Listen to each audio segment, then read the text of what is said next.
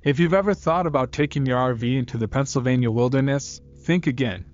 What started as a relaxing weekend turned into the most terrifying experience of my life.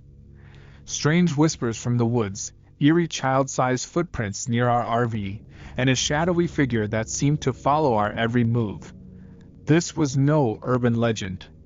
It happened to me. And what's worse, not everyone made it out alive. Let me tell you why you should never camp in Bald Eagle State Forest, or risk the same nightmare we endured.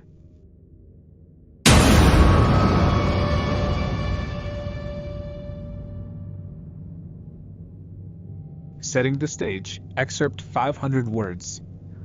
I had always thought of myself as someone who could handle solitude. After all, teaching high school for 10 years left me craving peace and quiet, especially after the chaos of exam season.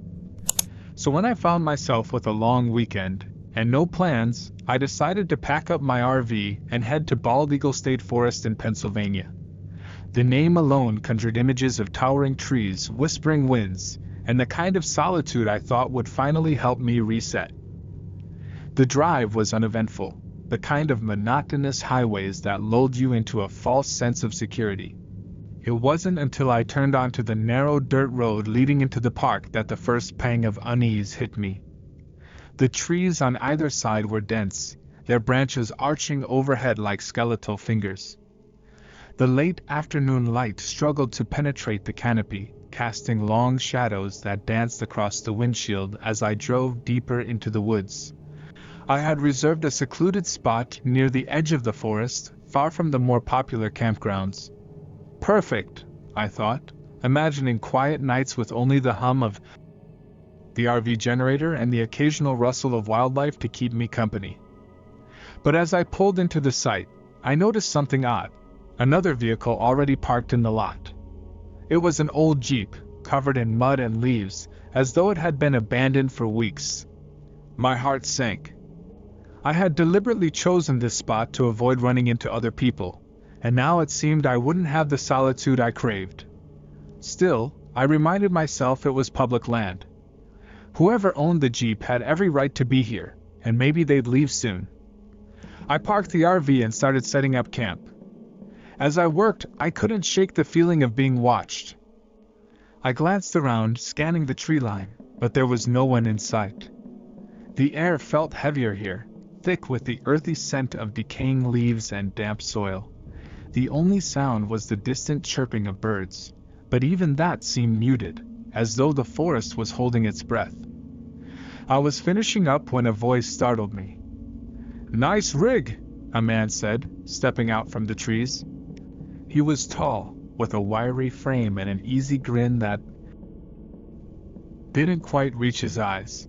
Didn't think anyone else would be out here. I forced a smile, uneasy but not wanting to show it. "Yeah, I wanted some quiet." He nodded, leaning against a tree as though he had all the time in the world. "Name's Aaron.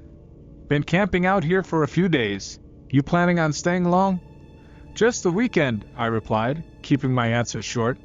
Something about his presence felt off. He seemed too relaxed, almost as though he'd been waiting for me to arrive. "Well," Aaron said, flashing another grin, "if you need anything, I'm just a holler away."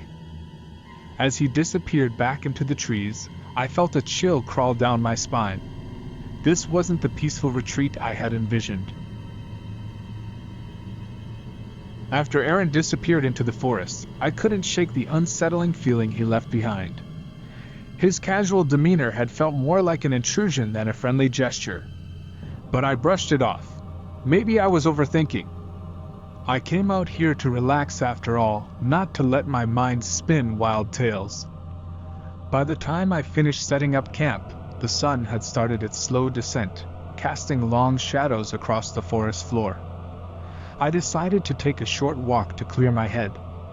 The trail near my site was narrow but well marked, winding through the thick forest like a ribbon. The cool air carried the scent of pine and moss, and for a while I allowed myself to enjoy the solitude. But the deeper I went, the more oppressive the forest felt. The trees loomed taller here, their branches so dense they blocked out the remaining light. It was so quiet I could hear my own breathing. Then I stopped, realizing something was missing: the birds. They had been chirping earlier, but now the forest was silent, as if something had scared them off. I turned around, deciding I'd gone far enough, and headed back toward the RV. That's when I heard it, a faint rustling sound, just off the trail. I froze, straining my ears. It could have been a squirrel or a deer, I told myself. But the sound didn't come again, and the silence seemed louder than ever. I quickened my pace, eager to get back to the safety of my campsite. When I returned, everything was as I'd left it, except for the Jeep. It was gone. A small wave of relief washed over me. Maybe Aaron had packed up and left, and I'd have the area to myself after all. But as I approached the RV, I noticed something strange. My folding chair, which I'd set up by the fire pit, was turned around, facing the woods. I hadn't left it like that. My first instinct was to blame the wind, but there hadn't been any breeze strong enough to move it. Unease prickled at the back of my neck, but I shook it off. I was being paranoid. The isolation was getting to me, that's all. To calm my nerves, I decided to start a small campfire. The crackle of the flames and the warmth helped ease some of the tension. I made dinner and sat in the glow of the firelight, trying to focus on the peacefulness I had come here for. Just as I was starting to relax, a sound broke through the quiet, a sharp snap, like a branch breaking underfoot. My eyes darted toward the trees, but I saw nothing. The firelight didn't reach far, and beyond its glow, the forest was pitch black. "Hello?" I called, my voice wavering. No response, just the hum of the fire and the suffocating silence of the woods. I told myself it was an animal, had to be, but deep down, I wasn't so sure. After the snap of the branch, I decided I'd had enough for one night. The fire suddenly felt less comforting and more exposing, as though it painted a target on my little campsite. I doused it quickly, letting the darkness creep closer as the flames hissed and died. I hurried back into the RV, locking the door behind me. Inside, the quiet was deafening. My old RV wasn't exactly soundproof, and every creak and groan of the metal frame as it cooled in the night sent my imagination spiraling. I checked all the windows twice, pulling the curtains closed. I even double-checked the locks, though I wasn't sure what I was expecting. An animal? A person? Or something else entirely? I settled into the small dinette booth with a cup of tea, trying to distract myself with a book, but my mind kept wandering back to that broken branch. Had Aaron come back? Was he messing with me? The thought should have been reassuring. Better Aaron than some unknown entity, but it wasn't. Aaron had seemed friendly, but there was something about him I couldn't quite put my finger on. His grin, his casual way of claiming he'd been out here for days. It hadn't felt right. The wind picked up outside, rustling the trees and brushing against the RV with a low, mournful whistle. I told myself that's all it was, the wind. Nothing to be afraid of. But then I heard it again, the same faint rustling, this time right outside. It wasn't the wind. It was deliberate, like footsteps, slow, purposeful. I held my breath, straining to hear. The sound stopped, and for a moment, everything was still. Then came the softest knock at the RV door. Not a pounding, not frantic. Just 3 slow, deliberate taps. My heart thundered in my chest. I wanted to believe it was Aaron, but something about it didn't feel right. Who knocks like that in the middle of the night, in the middle of nowhere? I didn't move, didn't breathe, afraid even the slightest sound might reveal I was inside. The knock came again, 3 soft taps. "Who's there?" I finally called out, trying to sound braver than I felt. My voice cracked, betraying me. Silence. The footsteps started again, this time circling the RV. I grabbed the nearest thing I could use as a weapon, a heavy flashlight, and crept toward the window. Peeking through the curtain, I scanned the campsite, but all I could see was the faint outline of the trees under the pale moonlight. No movement, no sign of anyone.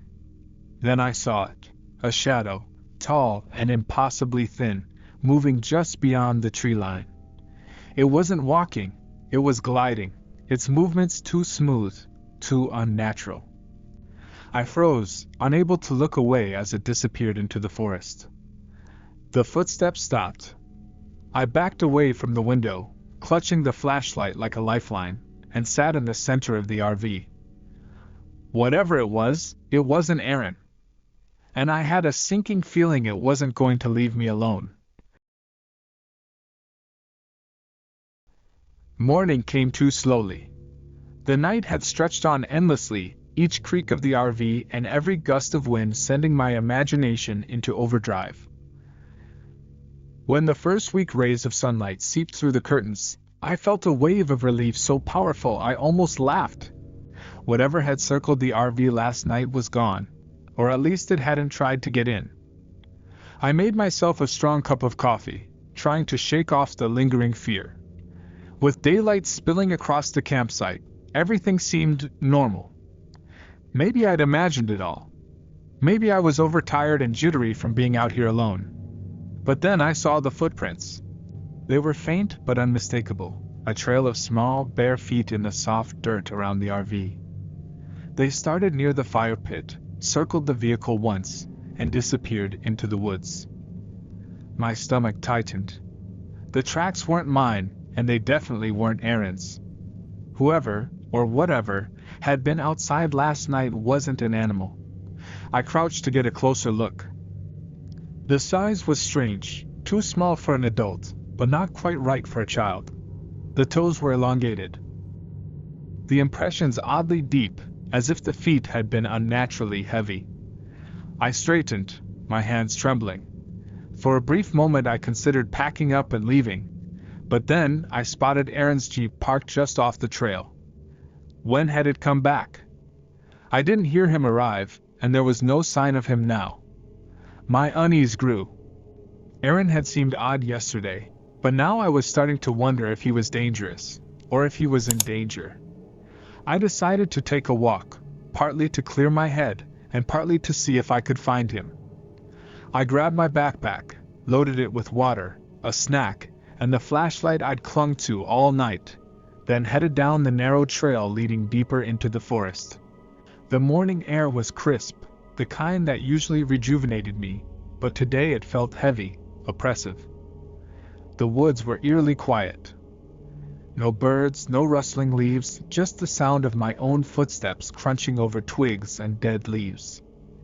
I called out for Aaron a few times, but my voice sounded small in the vast silence, swallowed up almost immediately. After about 20 minutes of walking, I noticed something strange. The trail had veered slightly, but there were no markings to show the change.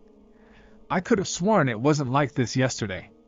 Worse, I had no idea where I was anymore. That's when I heard it, the faint whispering. At first I thought it was the wind. But the sound grew louder, more distinct. It wasn't just a single voice, it was a chorus, overlapping and blending together. I couldn't make out any words, but the tone was unmistakable. Pleading, beckoning. I froze, my instinct screaming at me to turn around. The whispers seemed to come from all directions, circling me like unseen predators. And then, just as suddenly as they'd started, they stopped. I stood there, frozen, my heart hammering in my chest. The silence that followed the whispers was somehow worse than the sound itself. It pressed against me, heavy and unnatural, as though the forest itself was holding its breath. Every instinct told me to turn back, to return to the RV and leave this place behind. But I couldn't. Not yet. I convinced myself I was just hearing things. Maybe the wind had picked up, carrying distant voices from a nearby campsite, or maybe my lack of sleep was catching up with me. I forced myself to keep walking, my eyes scanning the trail for any sign of Aaron. His jeep was back, so he had to be somewhere nearby. Right? The trail grew narrower as I went, the trees closing in like the walls of a tunnel. The air felt cooler here, damp and earthy, and I noticed a faint smell. Something metallic, like iron, mingled with the musty scent of decaying leaves. I tightened my grip on the flashlight in my hand, even though the daylight should have made it unnecessary. The light, though, felt like a lifeline. A few minutes later, I came across something that stopped me dead in my tracks. A clearing, almost perfectly circular, surrounded by trees that seemed older and darker than the rest. In the center was a crude stone altar. It was low to the ground, flat and jagged, with strange symbols etched into its surface. Around the base, the ground was littered with what looked like bones, small ones, like from birds or other small animals. Some were clean and white, others stained dark as though they'd been burned. My stomach churned. What was this? Some kind of forgotten ritual site? The air here was colder, sharper, and the faint metallic smell was stronger now, making me gag. I took a hesitant step forward, my curiosity warring with the overwhelming urge to run. That's when I noticed something else. Footprints in the dirt around the altar. They matched the ones I'd seen at the campsite. Bare, too small for an adult, and oddly deep. My skin prickled. Whoever, or whatever, had been near my RV last night had also been here. "Hello?" I called out, my voice shaky. It echoed off the trees, sounding small and insignificant. There was no answer. The silence pressed in again. And I took another step forward, drawn to the altar despite every fiber of my being screaming at me to turn around. The symbols etched into the stone seemed to twist and shift as I stared at them, though I told myself it was just my imagination. Then I heard it again, the whispers. This time they were louder, more distinct, and they seemed to be coming from the altar itself. My breath caught as the whispers formed a single word, clear and chilling. Stay. I staggered back, tripping over a root and falling hard onto the ground. My flashlight rolled out of my hand, its beam cutting through the shadows.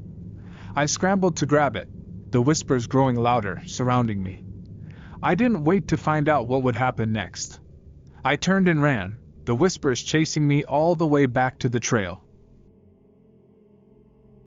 I didn't stop running until I was back on what I thought was the main trail.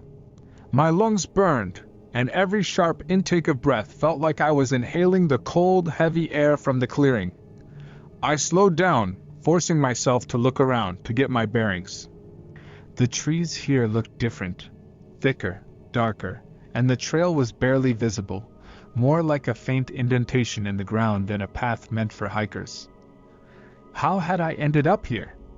I glanced over my shoulder, half expecting to see something, or someone following me. But the forest was still. Too still. My pulse pounded in my ears as I fumbled for my phone in my pocket, hoping the GPS could guide me back to the RV. Of course, there was no signal. Typical. I checked the time instead, realizing with a jolt that I'd been out here longer than I thought. The sun was lower now, the light weaker, casting everything in a muted, grayish hue. That's when I heard the laughter. It was faint at first, like a child's giggle carried on the breeze. I froze, my phone slipping from my grasp and landing in the dirt. The laughter came again, closer this time, and unmistakably that of a child. It was high-pitched and playful, but something about it was wrong. Too sharp, too echoing, as if it wasn't coming from a real person but from somewhere deep within the forest itself. "Hello?" I called, my voice cracking. "Who's there?" The laughter stopped. The silence that followed was suffocating. My hands trembled as I picked up my phone, brushing off the dirt, and backed away from where I thought the sound had come from. A faint rustling in the bushes to my left made me spin around, flashlight in hand. I clicked it on, the beam cutting through the dim light, but it revealed nothing but tangled undergrowth. Then I saw the footprints. They were the same ones from before, bare, child-sized, deep. They started just a few feet away from me, heading off the trail and disappearing into the shadows. I crouched down, shining the flashlight on them, and noticed something strange.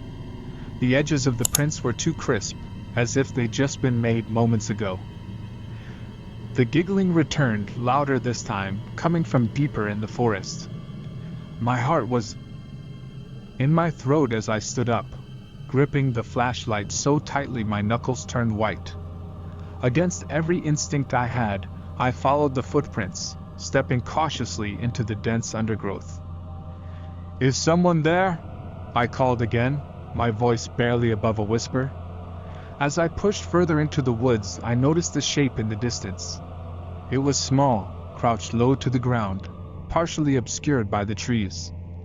My flashlight's beam flickered, but I managed to keep it steady long enough to illuminate what I was seeing. A figure, its back turned to me, pale and motionless. "Hey," I said, taking a hesitant step forward. "Are you okay?" The figure didn't move. The laughter stopped, and then it turned its head. The figure turned slowly, its movements unnaturally stiff, like a marionette being controlled by invisible strings. As its face came into view, my stomach dropped. It wasn't a child, not really. The face was pale, almost gray, with hollow eyes that seemed to suck in the dim light around them. Its lips were stretched into a wide, unnatural grin, far too large for its face. I stumbled back, the beam of my flashlight wavering. My throat tightened, and I couldn't find my voice to scream. The figure tilted its head to the side, watching me with an unnerving stillness, like it was waiting for something. Who are you?" I managed to croak, my voice barely audible over the pounding of my heart. The thing didn't answer. Instead, it stood up slowly, its limbs unfolding in ways that shouldn't have been possible. It was taller than I'd expected, its body lanky and distorted. It took a step toward me, and I instinctively backed away, nearly tripping over a root. "Stay back!" I yelled, my voice breaking.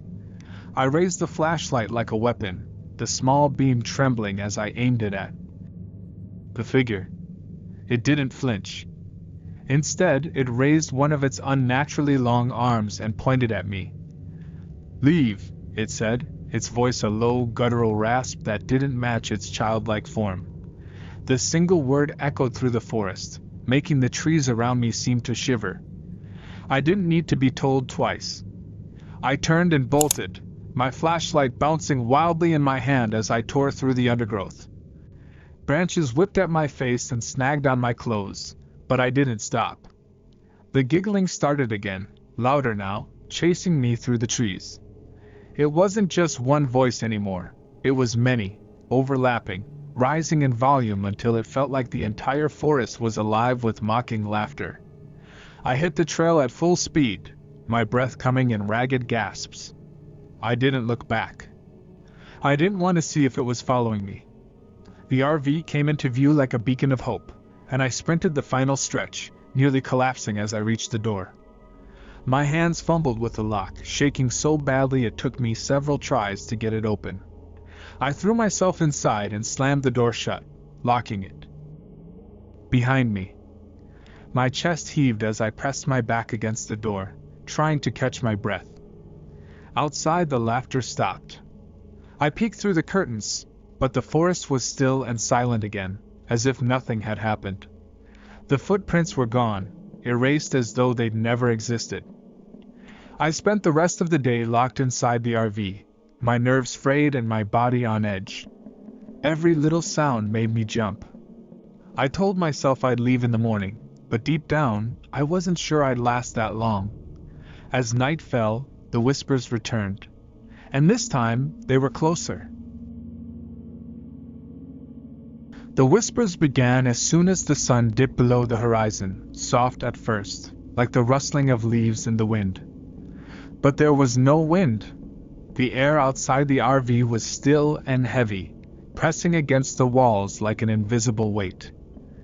I sat in the dim glow of my flashlight, every muscle in my body tense, listening as the whispers grew louder, closer, more distinct. At first they sounded like a jumble of voices, overlapping in a chaotic murmur. But as the minutes ticked by, they started to separate, becoming clearer. Some were high-pitched and sing-song, almost childlike. Others were deep, guttural, vibrating with an unnatural resonance. I couldn't understand the words. They were spoken in a language I didn't recognize, but their intent was unmistakable. They weren't just sounds, they were calling to me. "Come outside," a voice finally whispered, distinct and clear. It sounded like it was right outside the door. I froze, clutching the flashlight tighter. My heart raced, and my breath came in shallow panic bursts. I wanted to tell myself it wasn't real, that I was just overtired or imagining things, but deep down I knew the truth. Something was out there. The RV groaned, the sound of metal shifting under pressure. It wasn't uncommon for the old vehicle to creak at night, but this was different. It sounded deliberate, like something was pushing against it, testing its strength. I turned off the flashlight, plunging the interior into darkness, and crawled toward the nearest window. Peering out through the narrow gap in the curtain, I scanned the campsite. The fire pit was dark, the trees at the edge of the clearing barely visible in the faint moonlight. For a moment, I thought maybe I'd imagined it all. But then I saw it. A shadow, tall and impossibly thin, stood at the edge of the tree line. It didn't move, but I could feel its gaze, heavy and piercing, as though it could see straight through the RV's walls. My breath caught in my throat as the shadow began to shift, elongating and stretching upward, its form blending with the darkness of the trees. "Come outside," the voice whispered again, but this time it came from inside the RV. I whipped around, my back pressed against the wall. The whispers were everywhere now, surrounding me, filling the small space with an oppressive hum. I fumbled for my knife, the only weapon I had, and held it out in front of me, my hands trembling. The shadow moved closer. It was no longer at the edge of the clearing, it was right outside the window, its form blotting out the moonlight. The RV creaked again, and I could hear the faint sound of something scraping against the metal, like claws dragging across the surface. I closed my eyes, clutching the knife and whispering to myself, "This isn't real. This isn't real." But the whispers responded, a chorus of voices laughing, mocking. "It's real," they said, "and it's waiting." The scraping sound grew louder, more deliberate, as if whatever was outside was trying to carve its way in. My grip on the knife tightened, but the cold metal didn't make me feel any safer. The whispers swirled around me, pressing against my skull like a migraine. My pulse pounded in my ears, drowning out everything except the noise. Then suddenly it stopped. The silence was so abrupt that it felt deafening. I didn't dare move, afraid that even the slightest sound would invite the whispers back. I strained my ears, listening for any sign of movement, any indication that the thing outside was still there. The RV was still, and for a brief moment, I thought it might have left. But then I heard it, a single deliberate knock at the door. I froze, my breath catching in my throat. The knock came again, louder this time, followed by a slow, deliberate scratching sound that made my skin crawl. It wasn't like a person knocking. It was too measured, too calculated, like it knew exactly how to unnerve me. "Who's there?" I shouted, my voice shaky and small in the eye. Stillness, no response. Just the scratching, slow and rhythmic, dragging across the metal of the door. It was almost hypnotic, each scrape echoing in the small space like a countdown. I crawled back toward the window, keeping low, and peeked through the curtain again. The shadow was gone. The clearing was empty, the trees at the edge swaying faintly in the breeze. But I didn't feel relief. Whatever it was, it hadn't left. It was just hiding. Another knock, this time louder, more forceful. My heart raced as I crawled toward the door, knife in hand. My instincts screamed at me not to open it, but the part of me that needed to know what was out there pushed me forward. I reached for the latch, my fingers trembling as they hovered over the cold metal. Then it spoke again, the same guttural, rasping voice from before. "Come outside!" This time, it wasn't a whisper. It was louder, more insistent, vibrating through the walls of the RV like the growl of an approaching storm. The voice was unnatural, like several people speaking at once, their words overlapping and out of sync. I yanked my hand back, my chest heaving as panic took hold. "No!" I shouted, my voice breaking. "Leave me alone!" The RV shook violently, the force of it knocking me off balance. The lights flickered, then died, plunging the interior into pitch darkness. I scrambled back, pressing myself against the far wall, clutching the knife like it was the only thing tethering me to reality. "Come outside," the voice said again, this time closer, almost inside my head. The door handle rattled as if it was being tested, and I screamed, curling into a ball as the whispers erupted again, louder and more chaotic than ever. Then, just as quickly as it began, everything stopped. The silence was suffocating. And then I heard footsteps inside the RV. The sound of footsteps echoed through the cramped RV, slow and deliberate. My breath hitched as I pressed my back harder against the wall, clutching the knife so tightly my knuckles turned white. The space was small, too small for anyone to move without being seen, but somehow the footsteps were inside. My eyes darted toward the door. It was still locked, the latch secure. There was no way anyone could have gotten in. But the footsteps continued, pacing back and forth, almost like whoever, or whatever it was, wanted me to know it was there. "Who's there?" I whispered, barely able to get the words out. The footsteps stopped. The silence was worse. It stretched on endlessly, pressing down on me until I thought My mind raced, trying to make sense of what was happening. Maybe I was dreaming. Maybe I'd fallen asleep at some point, and this was all some terrible nightmare. But then, from the darkness came a voice. Not the raspy, guttural one from before, but something softer, more familiar. "Sarah," it called, clear and unmistakable. My name! I froze. It sounded like my mother's voice, warm and calm, just like I remembered from when I was a kid. But my mother was hundreds of miles away, safe at home, and that voice didn't belong here. "Sarah, honey, it's okay," it said again, soothing and inviting. "Come to the door." "No," I choked out, shaking my head. "You're not real." The voice changed, shifting to another familiar tone, Aaron's. "Come on, Sarah," it said, casual and light. "It's just me. Open the door. Let's talk." Tears welled in my eyes. I didn't want to believe what was happening. Every nerve in my body screamed at me to stay where I was, but the pull of the voices was overwhelming. They were so convincing, so familiar, that for a moment I thought maybe I should open the door. Maybe it really was Aaron. Maybe he needed help. But then the footsteps started again, this time moving toward the back of the RV, where the small bedroom was. I turned my head sharply, the knife shaking in my hands. The air felt heavier back there, like it was thicker somehow, almost suffocating. I tried to tell myself I was imagining it, but deep down, I knew I wasn't.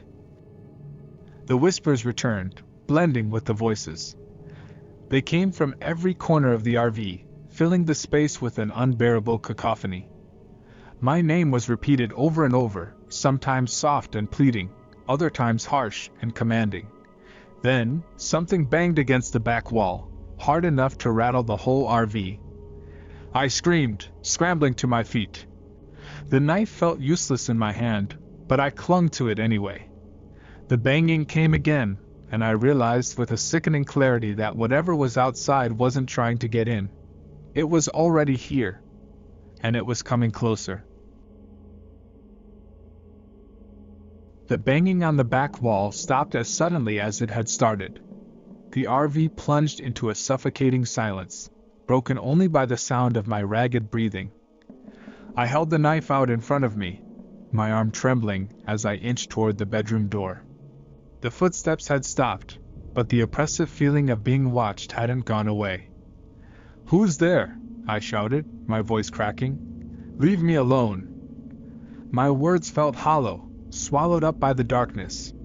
No answer came, only the faint creak of the RV settling under some unseen weight. I took another step toward the back, gripping the knife like it could somehow protect me. The whispers, faint but insistent, started up again, weaving through the air like a sinister lullaby.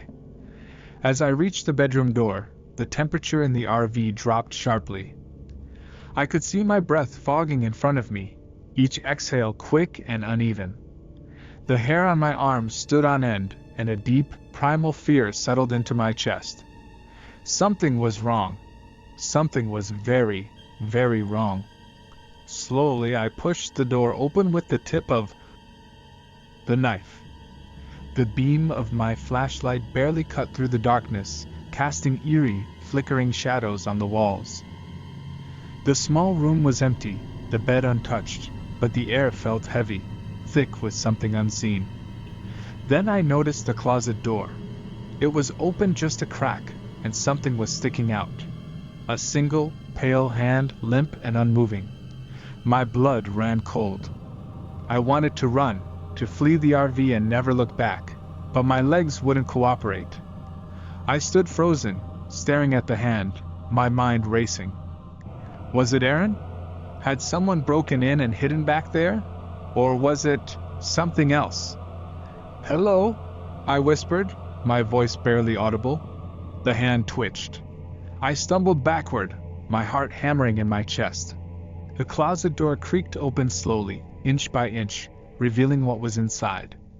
At first it was just darkness, an empty void that seemed to swallow the flashlight's beam. But then, a figure emerged. It wasn't human. The thing that stepped out was tall and impossibly thin, its skin pale and stretched tight over jagged bones.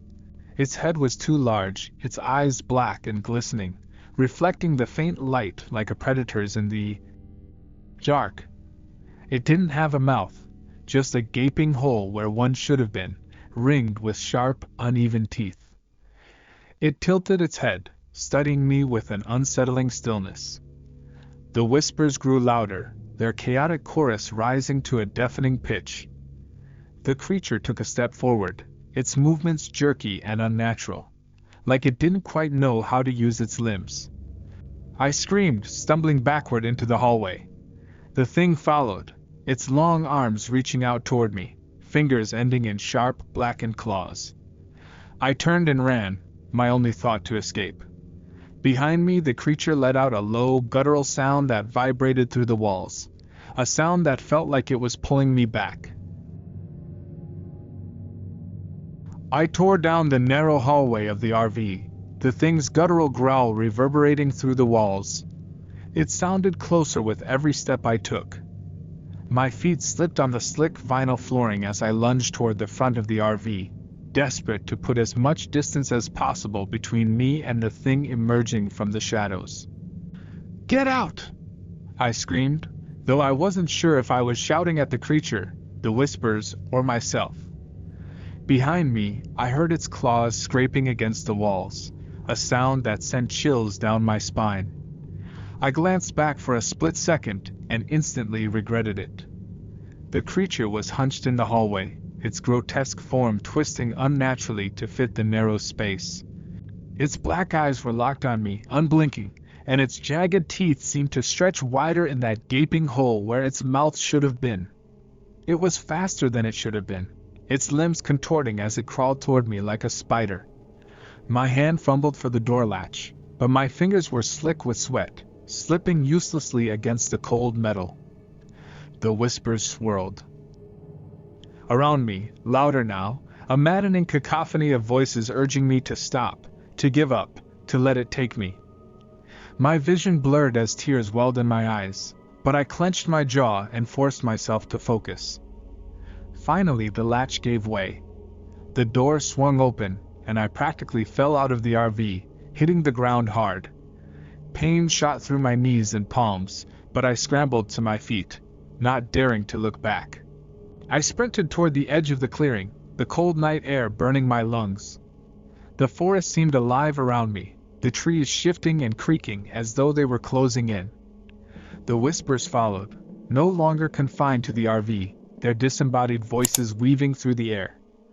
I pushed forward, branches clawing at my face and arms as I plunged deeper into the woods.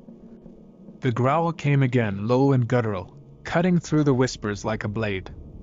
I risked a glance over my shoulder and saw the creature standing at the edge of the clearing, silhouetted against the RV's dim light. It didn't move, but its head tilted sharply to the side, watching me. Then, to my horror, it raised one impossibly long arm and pointed toward me. The whispers surged, louder than ever, a wall of sound that made my ears ring. My legs felt like they were made of lead, every step a struggle, but I kept running. The trees seemed to part ahead of me, forming a narrow path that I had no choice but to follow. I didn't know where I was going, only that I couldn't stop. The growl turned into a roar, the kind of sound that shook the ground beneath my feet. I stumbled, nearly falling, but caught myself on a tree.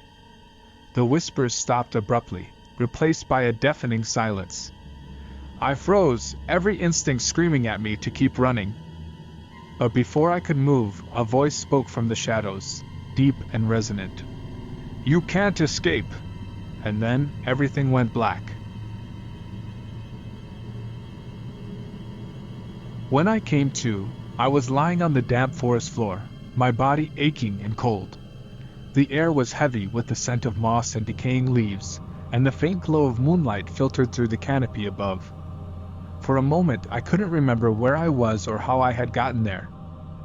Then it all came rushing back, the RV, the creature, the whispers. Panic surged through me, and I scrambled to my feet, my legs shaky and weak. The forest was eerily silent. No whispers, no growls, just the faint rustling of leaves in the wind. But the stillness wasn't comforting. It felt wrong, like the calm before a storm. I turned in a slow circle, trying to get my bearings, but the trees all looked the same, towering, dark, and endless. My flashlight was gone, and the knife I'd been clutching was nowhere to be found. "Hello?" I called out, my voice hoarse and trembling. "Is anyone there?" The words felt absurd the moment they left my mouth. Of course, there was no one here. No one who could help me anyway. I was forest that seemed to shift and twist around me. Then, from somewhere in the distance, I heard a faint sound, a voice, low and resonant, calling my name. It wasn't like the whispers or the distorted mockeries from before. This voice was calm, steady, and undeniably real. Against my better judgment, I moved toward it, each step cautious and deliberate. "Sarah!" the voice called again, closer this time. As I approached, the trees seemed to thin out, revealing a small clearing. In the center stood a figure, a man, tall and cloaked in shadow. He was impossibly still, his outline faint against the pale light of the moon. I stopped at the edge of the clearing, my heart pounding in my chest. There was something wrong about him, something deeply unsettling, but I couldn't look away. "Who are you?" I demanded, my voice stronger than I felt. The man tilted his head slightly, as though considering the question. "You know who I am," he said, his voice smooth and cold. It carried an air of authority, the kind that made me want to listen even though every instinct told me to run. "I don't," I said, taking a step back. "Stay away." From me. He didn't move, but his presence seemed to grow, filling the space between us. The air grew colder, and the faint sound of whispers began to creep back, circling the clearing like a predator. "You've carried it for so long," the man said, his voice softening. "The guilt, the pain, the weight of what you've done." My breath hitched.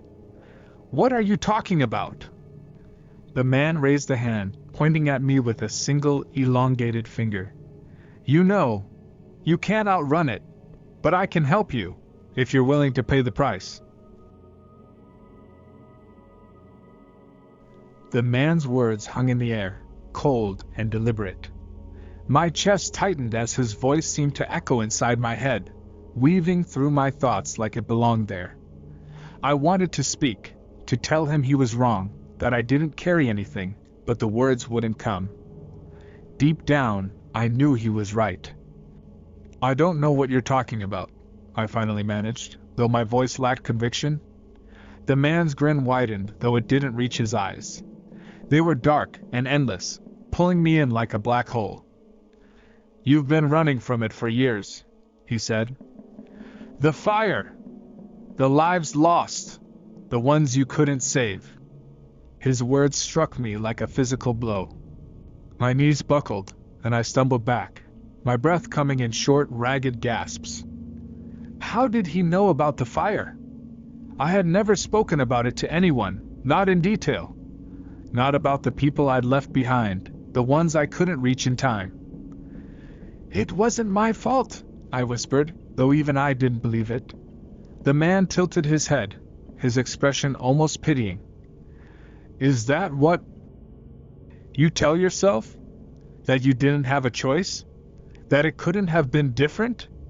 The whispers grew louder, circling me like vultures, each one repeating fragments of my thoughts, my guilt. "You should have tried harder. You should have gone back. You let them die." I clamped my hands over my ears, but it was no use. The voices weren't coming from outside, they were inside me. "Stop it!" I shouted, tears streaming down my face. The man took a step forward, his movements fluid and deliberate. "I can take it away," he said, his voice low and hypnotic. "The guilt, the nightmares, the whispers. You don't have to carry it anymore." I shook my head, backing away until my back hit a tree. "What do you want?" I demanded. "What's the price?" He stopped, standing unnervingly still, his shadow stretching unnaturally across the clearing. "Everything has a price," he said. "For you, it's simple. A trade. Your freedom for theirs." My blood turned to ice. I repeated, my voice barely audible. The man nodded toward the woods and the clearing seemed to shift. In the distance I saw a figure, Aaron. He was on his knees, his face pale and his body trembling. His hands were bound in front of him, and his eyes were wide with terror. "You brought him here," the man said, his voice dripping with accusation. "You stayed when you should have left. And now, the debt is owed. Will you take his place?" "No," I whispered, the words slipping out before I could think. Aaron's voice broke through the whispers, desperate and pleading. "Sarah, don't leave me, please." The man didn't move, his gaze fixed on me. "Choose," he said, his tone unrelenting, "or the forest will choose for you." "Choose," the man repeated, his voice resonating through the clearing like a death knell. I couldn't breathe. My legs felt rooted to the ground as I stared at Aaron. He looked like a ghost of himself, pale, trembling, his lips moving silently as if praying for some kind of miracle. He wasn't a saint, and God knows he'd barged into my weekend uninvited. But no one deserved this. And me? What had I done to deserve the choice laid out before me? I can't, I stammered, shaking my head. My voice cracked, desperate and small. There has to be another way. The shadow man's smile widened, a slow, deliberate curve that sent shivers racing down my spine. "There is a debt must be paid." Aaron's voice broke through the rising whispers, ragged and pleading. "Sarah, don't do this! Don't let him take me!" His cries grew louder, filled with panic, but they seemed to blur into the forest's oppressive soundscape. "Please! I'm sorry, okay? Whatever I did, I'm sorry!" Guilt surged through me like a tidal wave. I thought of the fire, the people I couldn't save, the sleep nights that followed. This was my burden to bear, not Aaron's. He didn't ask to be here, not really. I brought him into this, however unintentionally. The Shadow Man tilted his head, studying me with his unblinking eyes. "You think you can save him?" he said, his tone laced with quiet amusement. "You think this is about redemption. It's not." His words cut deep, but I refused to let them sink in. I stepped forward, clutching my fists at my sides to stop them from trembling. "Take me," I said, my voice steady despite the terror clawing at my insides. "Let him go, and I'll do whatever you want." Aaron's face crumpled in disbelief. "No, don't do this, Sarah!" His voice cracked, desperate. "You don't have to." "Enough," the Shadow Man interrupted, his voice sharp and commanding. Aaron fell silent instantly, his eyes wide with fear. The Shadow Man turned his gaze back to me, and for a moment, I thought I saw something flicker in his expression. Approval? Amusement? It was impossible to tell. "You would give yourself so easily?" he asked, his voice almost soft now, curious. "For him?" I swallowed hard, the weight of my decision pressing down on me. "Yes," I whispered, barely able to get the word out. "Just let him go." The Shadow Man's grin returned, wider than ever. He raised a hand, and the clearing seemed to shift, the air growing colder, heavier. The whispers surged to a deafening crescendo, but this time they didn't frighten me. They felt almost welcoming. Aaron's voice broke through again, a strangled cry. "No, sit!" The Shadow Man looked at me one final time. "Very well," he said, his voice like a final toll of a bell. "The debt is paid." Darkness surged toward me, and I closed my eyes, bracing for what was to come. The Shadow Man. Fourth 500 words. The darkness engulfed me like a tidal wave, icy and suffocating. It wasn't just the absence of light. It was something alive, pressing against my skin, seeping into my thoughts. My body felt weightless, adrift in an endless void, but my mind raced with sharp clarity. I had made my choice, but now, in the oppressive silence, I began to wonder if I'd made a terrible mistake. For a moment, there was nothing. No sound, no air, just the crushing weight of the void. Then, slowly, the whispers returned, faint at first, but growing louder. They weren't chaotic this time, they were deliberate, chanting something I couldn't understand but that vibrated through me like a song in my bones. I opened my eyes, and the world came rushing back, though it wasn't the same. The clearing was gone, replaced by a place that felt both familiar and alien. Shadows stretched endlessly in every direction, shifting and writhing as if alive. The air was cold and damp, filled with the scent of moss and decay. I wasn't in the forest anymore, at least, not the one I knew. The Shadow Man stood before me, taller and darker than before, almost blending with the twisting shadows around him. He moved closer, his footsteps silent, despite the crunch of the ground beneath him. His face, or what passed for a face, was unreadable, but his presence was overwhelming. "Welcome," he said, his voice echoing as if a dozen people spoke at once. "You've made your choice." I struggled to speak, my throat dry and raw. "Where am I? What did you do?" He tilted his head, a gesture that felt mocking.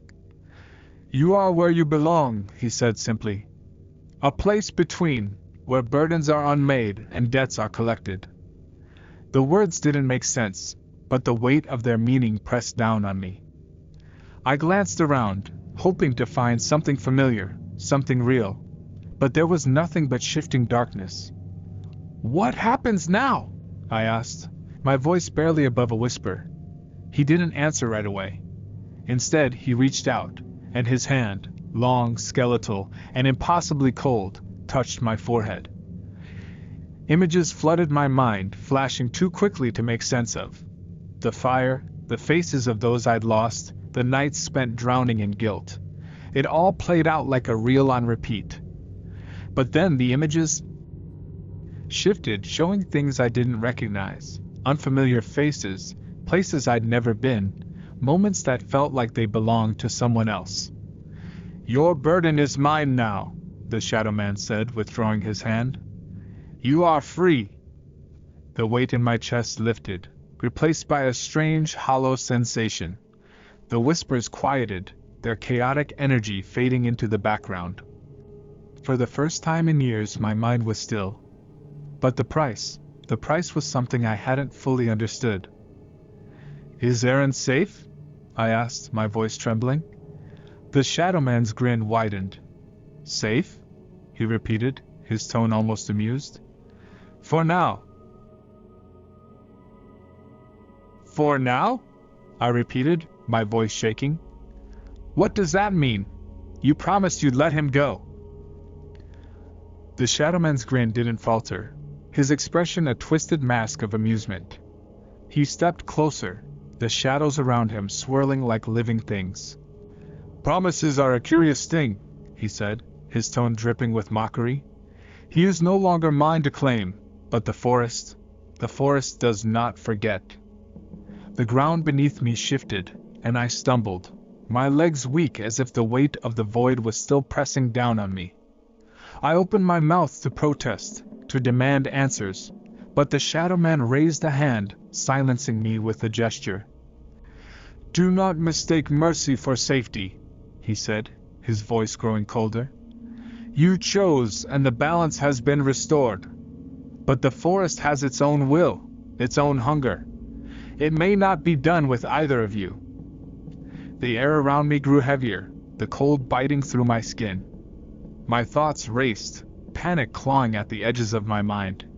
Take me back, I shouted, the words bursting out of me before I could think. If Aaron isn't safe, then let me fix it. Let me. You cannot fix what is already broken, the Shadow Man interrupted, his voice cutting through the air like a blade. You gave yourself willingly, and the debt is paid. There is nothing more for you to do. The shadows around him began to shift, pulling inward, consuming his form. Panic surged through me as I realized he was leaving, taking whatever twisted power he held with him. I wasn't ready to be alone in this place, not yet. Wait, I cried, stumbling forward. You said I'd be free. You said... You are free, he said, his form dissolving into the darkness. But freedom is not the absence of consequence. And with that, he was gone. The oppressive silence that followed was unbearable. The void around me twisted and writhed, and for a moment, I thought I'd be trapped there forever. But then, the ground beneath me shifted again, and the darkness began to fade. The world came back in fragments, the cold bite of the forest air, the faint scent of moss and damp earth, the distant rustle of leaves. I was back in the clearing. Aaron was there, crumpled on the ground, his body shaking as though he'd just been pulled from freezing water.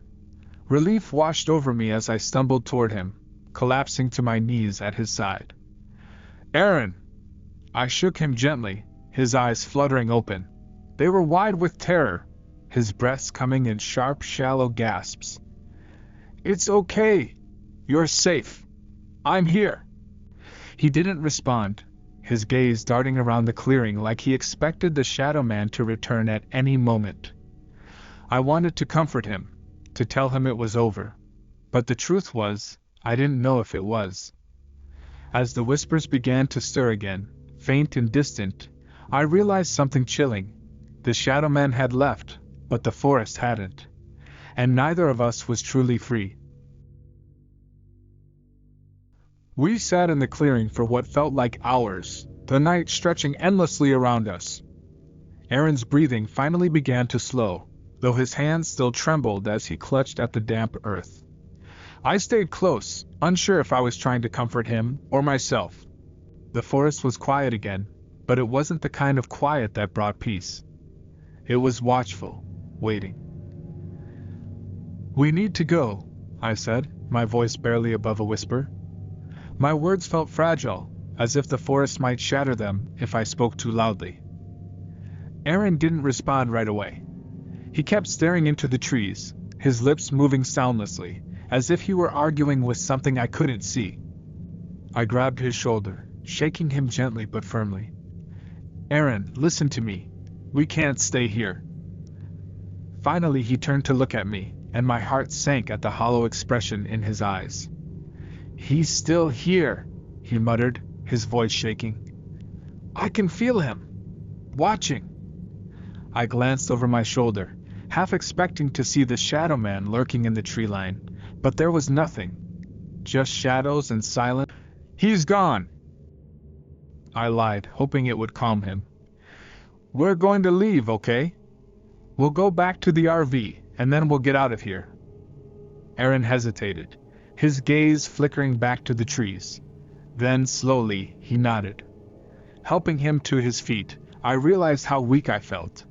My legs were shaky, my head spinning.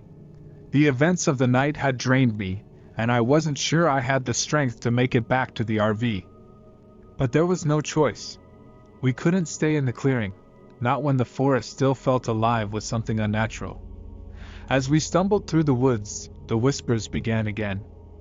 Faint at first, like a breeze stirring the leaves, but growing louder with every step. Aaron flinched at the sound, his grip on my arm tightening. "Do you hear that?" he asked, his voice barely audible. I nodded, my throat too tight to speak. The whispers weren't words this time, just a low, rhythmic hum that seemed to pulse through the trees. The air grew colder, the ground softer beneath our feet, as though the forest itself was trying to swallow us whole. The RV came into view just as the whispers reached a deafening crescendo. It was parked exactly as I'd left it, but something was wrong. The windows were fogged over, streaked with long, thin lines, as though someone, or something, had dragged their fingers across the glass. The sight stopped me in my tracks, dread pooling in my stomach. Aaron was already moving, stumbling toward the RV like it was a lifeline. "We have to go," he said, his voice frantic. "Now." I wanted to tell him to wait, to check if it was safe, but the forest felt like it was closing in, and the whispers were becoming unbearable. Against my better judgment, I followed him. We didn't notice the handprint on the RV door until it was too late. Aaron yanked open the RV door, and the stale, metallic smell hit us immediately. It was thick, suffocating, like a mix of rust and rotting leaves. I gagged, covering my nose as Aaron stumbled inside, oblivious to the stench. I hesitated on the threshold, my eyes locking onto the handprint smeared across the door. It was large, much larger than a human hand, with unnaturally long fingers that ended in sharp, claw-like tips. "Aaron, wait!" I called, but he was already inside, his frantic movements echoing through the RV. I stepped in cautiously, my eyes darting around the dimly lit space. The flashlight I had left behind was on the floor, its beam casting an eerie glow that only deepened the shadows. The interior of the RV was a mess. Cabinet doors hung open, their contents scattered across the floor. Scratches, deep and deliberate, marred the walls and ceiling, as if something had clawed its way through. Aaron was by the driver's seat, fumbling with the ignition. His hands were shaking so badly that the keys jangled loudly. "We have to get out of here," he shouted, his voice breaking. I moved toward him, but something stopped me. A faint noise coming from the back of the RV. It was a low, rhythmic thumping, like someone knocking against the walls from the inside. I turned, my blood running cold as I stared down the narrow hallway leading to the bedroom. "Aaron," I whispered, barely able to get the words out. "There's something back there." He froze, his head snapping up to look at me. The thumping grew louder, more insistent, and Aaron's eyes widened in panic. "Don't go back there," he said, his voice trembling. "We just need to leave. Now." But I couldn't move. My feet felt rooted to the floor as I stared down the hallway. The light from the flashlight flickered, casting shadows that seemed to shift and twist unnaturally. The thumping stopped abruptly, replaced by a sound that chilled me to my core, a soft, childlike giggle. "No," I whispered, shaking my head. "No, no, no!" Aaron was shouting now, his voice desperate, but I couldn't hear him over the sound of the giggle. It was closer now, echoing through the RV like a cruel mockery. My hand tightened around the edge of the counter as the giggle turned into a low, guttural growl. The shadows at the end of the hallway moved, coalescing into a shape that was impossibly tall and thin. Its eyes gleamed faintly, two pinpricks of malevolent light in the darkness. I stumbled backward, my legs finally responding to the sheer terror coursing through me. "Aaron, start the RV!" I screamed, my voice cracking. He didn't hesitate this time. The engine roared to life, and the sudden noise seemed to break whatever spell had frozen me in place. I lunged for the passenger seat, as Aaron slammed his foot on the gas, the RV lurching forward with a groan. Behind us, the giggling stopped, but the whispers didn't. The RV barreled down the narrow dirt road, its frame rattling with every bump and dip. Aaron's knuckles were white on the steering wheel, his eyes darting between the road and the rearview mirror as though he expected the Shadow Man, or worse, to come bursting out of the darkness behind us. I sat frozen in the passenger seat, my hands gripping the edge of the dash, the whispers still echoing faintly in my ears. My heart pounded in my chest, the thundering beat matching the frantic hum of the engine. Every time we hit a pothole, the RV groaned like it might fall apart, but neither of us dared to slow down. "Aaron," I finally managed, my voice hoarse. "Are we even on the right road?"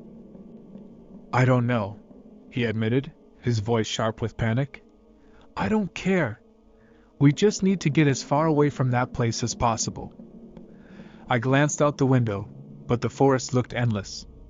The headlights barely pierced the thick mist that clung to the trees, and the world beyond the road seemed to shift and ripple like a living thing. I couldn't shake the thick feeling that the forest was watching us, waiting for the right moment to strike. The whispers grew louder, faint but insistent, like they were slipping through the cracks in the walls. I gritted my teeth, trying to block them out, but they wormed their way into my thoughts, pulling at the edges of my sanity. Then I heard it, a faint thud from the back of the RV. "Aaron," I said, my voice trembling. "Did you hear that?" His eyes flicked to the rearview mirror. "Don't look back," he said through gritted teeth. "Just don't look." But I couldn't help myself. Slowly I turned in my seat, peering into the darkened interior of the RV. The flashlight on the floor flickered weakly, casting long, distorted shadows that danced across the walls. For a moment, I thought I saw something move, a dark shape slipping into the corner of my vision, but when I blinked, it was gone. "I don't think we're alone," I whispered, barely able to get the words out. Aaron didn't respond. His focus was locked on the road ahead, his foot pressing harder on the gas. The RV groaned in protest, but it surged forward, the trees on either side of the road blurring into a wall of shadows. The thud came again, louder this time. I twisted in my seat, my breath catching as I saw it, A hand, pale and impossibly long, pressed against the inside of the back window. Its fingers splayed against the glass, leaving streaks of condensation as it dragged downward. "Drive faster!" I screamed, panic overtaking me. Aaron didn't need to be. The RV lurched forward, the engine roaring as we sped down the road. The hand disappeared from the window, but the whispers grew louder, almost deafening now. Then, just as abruptly as it started, the road opened up, and we burst out of the forest into the empty expanse of a highway. The whispers stopped. We didn't speak, didn't stop, didn't dare look back. But as we drove into the night, I couldn't shake the feeling that the forest hadn't let us go. It had only let us leave, for now. Even now, I can't bring myself to look at the edge of the woods when I drive past the forest. The whispers, the shadow man, the thing in the back of the RV, they didn't follow us out, but they never truly left me either. Sometimes, late at night, I'll hear a faint knock at my door, or catch a glimpse of something moving in the shadows. I tell myself it's nothing, just my mind playing tricks on me. But deep down, I know the truth. The forest doesn't forget. And one day, it might call me back.